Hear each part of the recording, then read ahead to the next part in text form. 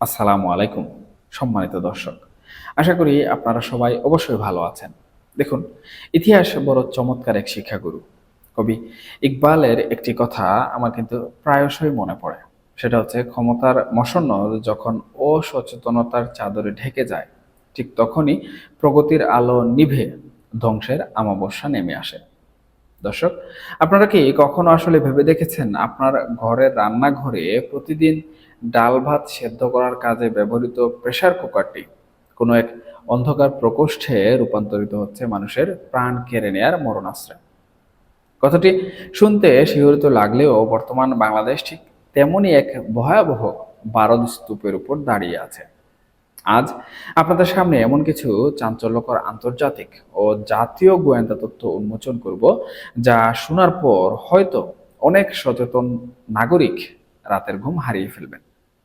দর্শক, দেশের অলিতে গলিতে, সাভার, কেরানীগঞ্জ কিংবা আশুলিয়ার কোনো গোপন আস্তানায় প্রায় 100টি বোমার রূপ নিয়ে প্রস্তুত রাখা হয়েছে এই সাধারণ গৃহস্থালী সরঞ্জাম। তবে আসল রহস্য কিন্তু কেবল প্রেসার কুকারের বারুদে লুকানো নয়। আসল রহস্য লুকিয়ে আছে আমাদের রাষ্ট্রযন্ত্রের অন্ধত্বে এবং আন্তর্জাতিক যে ভূ রাজনীতি রয়েছে, সেই আন্তর্জাতিক ভূ রাজনীতিতে। দেখুন, বিশ্বের অপরাধ ইতিহাস পর্যালোচনা করলে দেখা যায়, অত্যন্ত অল্প খরচে এবং সহজে প্রভূত ধ্বংসযজ্ঞ চালানোর মারাত্মক হাতিয়ার এই প্রেসার কুকার আইইডি। 2006 সালের মুম্বাই ট্রেন বিস্ফোরণের করুণ দৃশ্যস্মৃতি আমাদের নিশ্চয় মনে আছে। শত শত নিরপরাধ মানুষের রক্তে ভেসে গিয়েছিল রেলপথ। অনুরূপভাবে 2013 সালের বুস্টন ম্যারাথনের কথা ভাবুন। আনন্দমুখর অলিম্পিক মেজাজ মুহূর্তের মধ্যে শ্মশানে পরিণত হয়েছিল। 2016 সালে নিউ ইয়র্কের মতো অতি সুরক্ষিত আন্তর্জাতিক মহানগরেও একই কায়দায় হামলা চালানো হয়। বিশ্বজুড়ে এই মারাত্মক মরণাস্ত্র ব্যবহারের ধারা কিন্তু হঠাৎ করে আসলে তৈরি হয়নি। এটি একটি আন্তর্জাতিক উগ্রবাদী চক্রের সুচিন্তিত নকশা। দুঃখজনক সত্য হলো, আমাদের দেশে ক্ষমতা পরিচালনায় থাকা ব্যক্তিবর্গ দীর্ঘকাল কিন্তু উচ্চস্বরে দাবি করছিলেন আমাদের ভূখণ্ডে উগ্রবাদী জঙ্গি বলতে কোনো কিছু নেই। চারপাশের সকল আলামত তাকে নিছক সাজানো নাটক। ঠিক তখনই জাতিসংঘের নিরাপত্তা পরিষদ বিশ্ববাসীর সামনে এক অভাবনীয় ও চিলিং বার্তা বলা চলে উপস্থাপন করল। দর্শক, জাতিসংঘের নিরাপত্তা পরিষদের অধীন পরিচালিত analytical support and sanction monitoring দলের নথির দিকে চোখ রাখলে অনেক কিছু স্পষ্ট হয়ে যায়। সংস্থাটির সাম্প্রতিক মূল্যায়ন প্রতিবেদন বিশ্ব রাজনীতিকে নড়িয়ে দিয়েছে। সেখানে খুব পরিষ্কারভাবে নথিভুক্ত করা হয়েছে, দক্ষিণ এশিয়ায় আল কায়দার আন্তর্জাতিক শাখা অর্থাৎ AQIS আফগানিস্তানের কাবুলে অবস্থান করে এক বিপজ্জনক ছক আঁকছে। 2017 সালের পর দীর্ঘ 7-8 বছর পেরিয়ে এই প্রথম জাতিসংঘের মতো সর্বোচ্চ আন্তর্জাতিক সংস্থা বাংলাদেশকে সরাসরি লক্ষ্য করে নতুন করে উগ্রবাদের উত্থান বিষয়ে সতর্কবার্তা জারি করলো। এখন গভীরভাবে ভেবে দেখুন, এত বছর নীরব থাকার পর আন্তর্জাতিক সম্প্রদায় কেন হঠাৎ এমন আশঙ্কাজনক হুঁশিয়ারি দিল? দর্শক, এর একমাত্র কারণ হলো রাষ্ট্রীয় নজরদারির শৈথিল্য, প্রশাসনিক বিশৃঙ্খলা এবং অভ্যন্তরীণ যে রাজনীতি, সেই রাজনীতিতে কৌশলগত বিভ্রান্তি। এই স্থানেই একটি নাটকীয় রাজনৈতিক ট্র্যাজেডি কিন্তু আমাদের সামনে উন্মোচিত হয়। দেখুন দর্শক, দেশের সাম্প্রতিক ক্ষমতার পট পরিবর্তন ও কারাগার ভাঙার ডামাডোলে অসংখ্য বিচারাধীন আসামি বাইরে বেরিয়ে আসার সুযোগ পেল। রাজবন্দীদের পাশাপাশি দীর্ঘ 9 বছর কারারুদ্ধ থাকা অত্যন্ত বিপজ্জনক বিস্ফোরক বিশেষজ্ঞ বুমারুম মামুনও বের হয়ে এলো।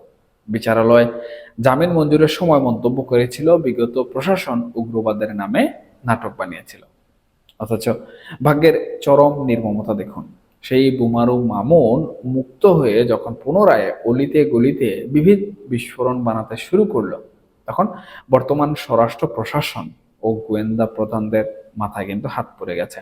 কেরানীগঞ্জ, সাভার কিংবা মতিঝিলের আস্তানা থেকে পুলিশ শক্তিশালী সব আইইডি উদ্ধার করলো।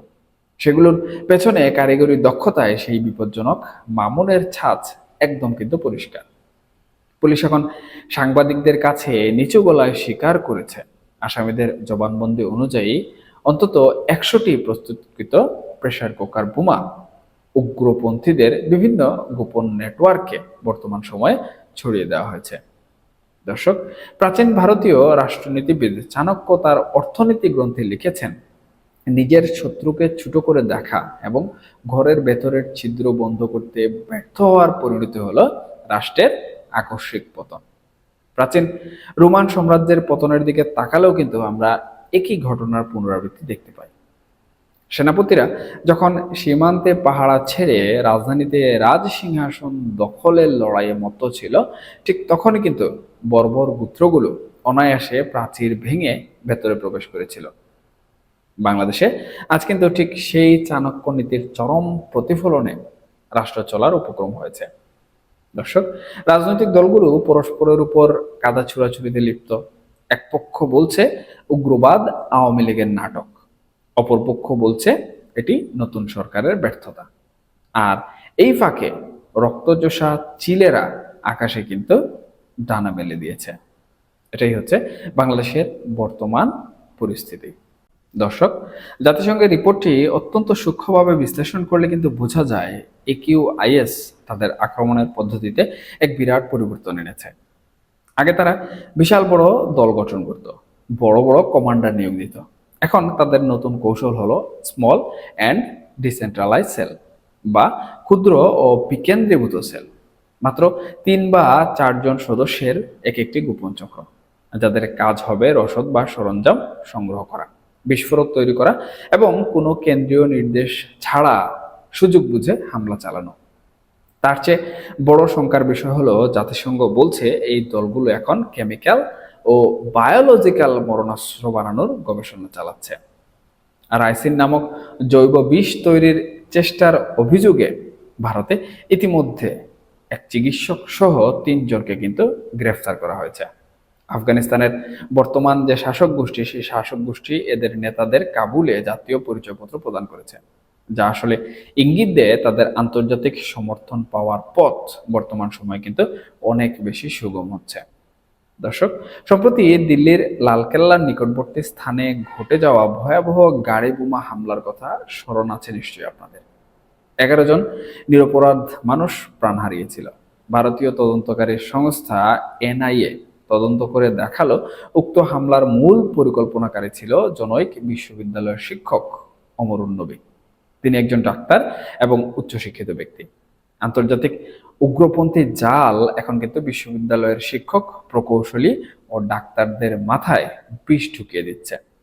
লালকেল্লার ঘটনায় গ্রেফতার আসামিরা আনসার গাজাওয়াতুল হিন্দ সংগঠনের অনুসারী, যা সরাসরি আল কায়দার অনুগত।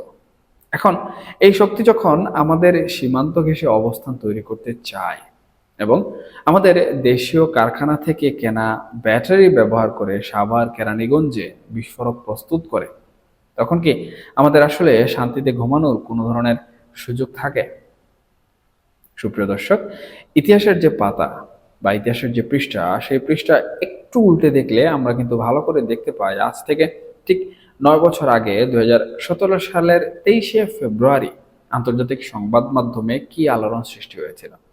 নেটোর তৎকালীন সামরিক প্রধান জেনারেল জন নিকোলসন স্পষ্ট ভাষায় সতর্ক করেছিলেন, বাংলাদেশে আল কায়দার আঞ্চলিক শাখা AQIS এর তৎপরতা অতিমাত্রায় বৃদ্ধি পেয়েছে।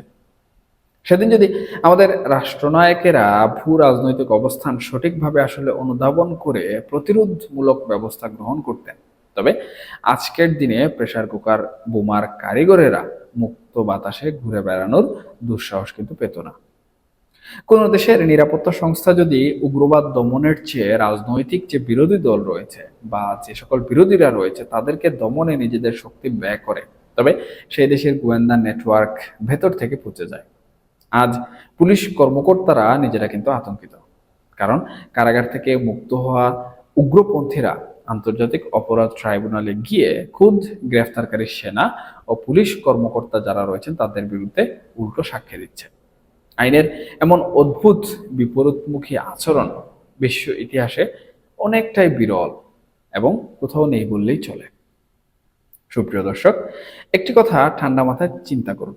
যখন কোনো স্বরাষ্ট্রমন্ত্রী বা উপদেষ্টা বা প্রশাসনের ঊর্ধ্বতন কর্মকর্তা মাইক্রোফোনের সামনে দাঁড়িয়ে হাসি মুখে বলেন আমাদের দেশে উগ্রবাদী নেই, যারা আছে তারা সামান্য ছিনতাইকারী, তখন মাঠ পর্যায়ের একজন সাধারণ যে পুলিশ সদস্য, সেই পুলিশ সদস্যের মানসিক অবস্থা কি দাঁড়ায়? তিনি কি জীবনের ঝুঁকি নিয়ে কোনো বোমারো মামুনকে ধরতে যাবেন? কখনোই না, সুপ্রিয় দর্শক।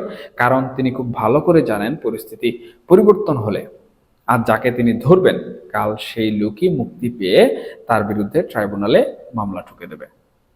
এই যে জাতীয় মনস্তাত্ত্বিক পরাজয়, এই জাতীয় মনস্তাত্ত্বিক পরাজয় হচ্ছে চরমপন্থীদের সবচেয়ে বড় সুযোগ।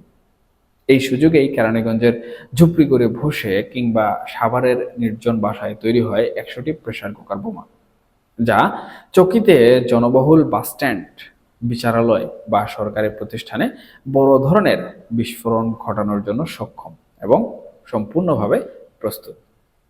দেখুন সুপ্রিয় দর্শক, ইতিহাস থেকে আমরা কিন্তু শিখি উগ্রবাদ কেবল একটি ধর্মীয় বা আদর্শিক বিষয় নয়, এটি হচ্ছে আন্তর্জাতিক ভূ রাজনীতির এক চালিকা শক্তি। ব্রিটিশরা যখন এই উপমহাদেশ শাসন করত, তারা সব সময় কিন্তু ডিভাইড অ্যান্ড রুল বা ভাগ করো ও শাসন করো নীতি অনুসরণ করত। আজ বিশ্বমোড়ল বা আঞ্চলিক পরাশক্তিগুলো একই খেলা খেলছে। বাংলাদেশে যদি উগ্রবাদের চাষ হয়, তবে কার লাভ? লাভ হচ্ছে তৃতীয় কোনো দেশের, যারা আসলে নিজেদের নিরাপত্তার দোহাই দিয়ে আমাদের অভ্যন্তরীণ রাজনীতিতে নাক গলানোর সুযোগ পাবে। আর ক্ষতি এখানে কার? ক্ষতি হচ্ছে আপনার, আমার এবং সাধারণ খেটে খাওয়া মানুষের, যাদের সন্তান সকালে বের হয়ে বিকেলে নিরাপদে বাড়ি ফিরবে কিনা তা নিয়ে প্রতিদিন কিন্তু একটা বড় সংশয় তৈরি হবে। সুপ্রিয় দর্শক, প্রেসার কুকার বোমার মূল ভয়াবহতা নিয়ে একটু ব্যবহারিক আলোচনা করার দরকার বলে আমি মনে করি। সামরিক বিশ্লেষক যারা আছেন তারা জানেন অত্যন্ত সুলভ মূল্যে প্রভূত ধ্বংস ক্ষমতা অর্জনের জন্য উগ্রপন্থীরা এই সরঞ্জাম বেছে নেয়। হাড়ির ভেতরের প্রবল বাষ্পচাপ যেভাবে খাদ্য দ্রুত সেদ্ধ করে, ঠিক একইভাবে ভেতরে বারুদ, পেরেক বা রাসায়নিক ভর্তি করে ফিউজ যুক্ত করলে তা শক্তিশালী শেলের মতো কাজ করে। সাভার ও আশুলিয়ায় উদ্ধার হওয়া আলামতে দেখা গেছে গণমাধ্যমের বরাত দিয়ে তাতে স্থানীয় বাজারে প্রচলিত উচ্চ ক্ষমতা সম্পন্ন ব্যাটারি যুক্ত করা হয়েছে। অর্থাৎ বাইরে থেকে কোনো আধুনিক মরণাস্ত্র চোরাচালান করে আনার কিন্তু এখানে কোনো ধরনের দরকার পড়ছে না বা প্রয়োজন পড়ছে না। আমাদের চারপাশের দোকান থেকেই উগ্রপন্থীরা তাদের প্রয়োজনীয় কাঁচামাল সংগ্রহ করতে পারছে। এই যে চরম বাস্তবতা, এই বাস্তবতাকে অস্বীকার করার আসলে কোনো সুযোগ কি বর্তমান সময় আমাদের আছে? সুপ্রিয় দর্শক, সময় কিন্তু শেষ হয়ে যায়নি, তবে সময় অত্যন্ত দ্রুত কিন্তু পার হয়ে যাচ্ছে। রাষ্ট্রের যারা নীতি নির্ধারক, সেই নীতি নির্ধারকদের অবিলম্বে নিজেদের অন্ধ স্বার্থের রাজনীতি বন্ধ করে জাতীয় নিরাপত্তার স্বার্থে এক টেবিলে বসতে হবে। গোয়েন্দা সংস্থাগুলোকে কোনো রাজনৈতিক দলের পেছনে না লাগিয়ে দেশের আসল যে শত্রু, সেই শত্রুদের চিহ্নিত করার কাজে লাগাতে হবে। সাভার, কেরানীগঞ্জ, মতিঝিল সহ সারা দেশের প্রতিটি ঝুঁকিপূর্ণ স্থানে অবিলম্বে চিরুনি অভিযান চালাতে হবে।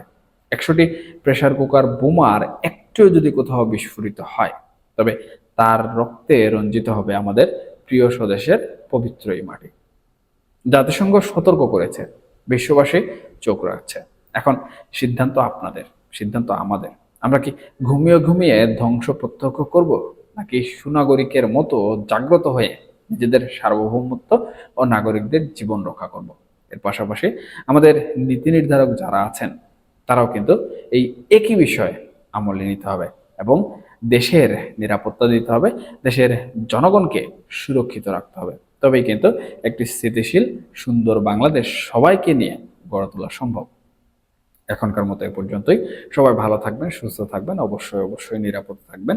আর হ্যাঁ, এই আলোচনা প্রসঙ্গে আপনাদের যদি কোনো মন্তব্য থেকে থাকে, সেটা পক্ষে হোক বিপক্ষে হোক, ভালো হোক কিংবা খারাপ হোক, অবশ্যই আপনারা কমেন্ট সেকশনে জানাতে ভুলবেন না। কারণ আপনাদের মতামত আমার জন্য অত্যন্ত গুরুত্বপূর্ণ। আমি সেখান থেকে শিক্ষা অর্জন করি। ধন্যবাদ সবাইকে। আল্লাহ হাফেজ।